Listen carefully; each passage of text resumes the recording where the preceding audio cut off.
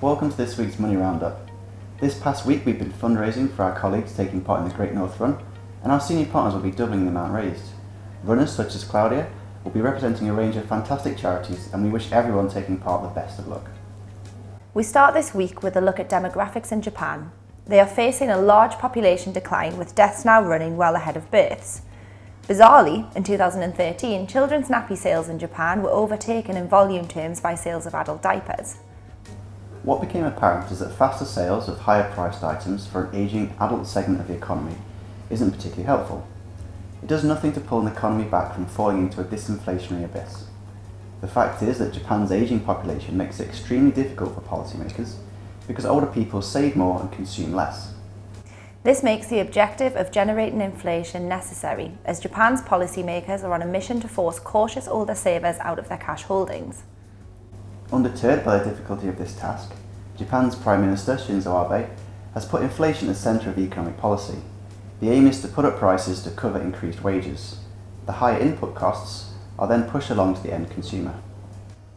This past week, relations between the US and Mexico reached a high point after a new bilateral trade agreement was signed by the two nations.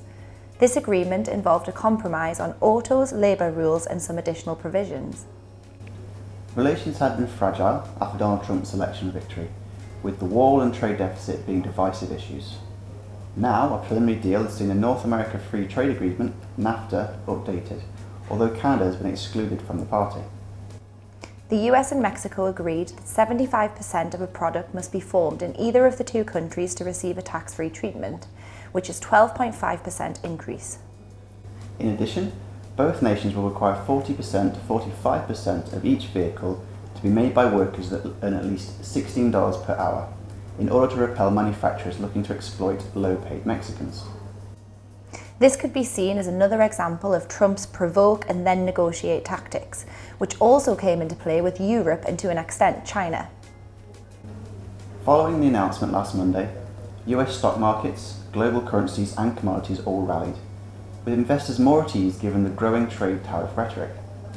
If Trump can finalise an agreement with Canada and Mexico, it may be a politically savvy move, with the November midterms around the corner.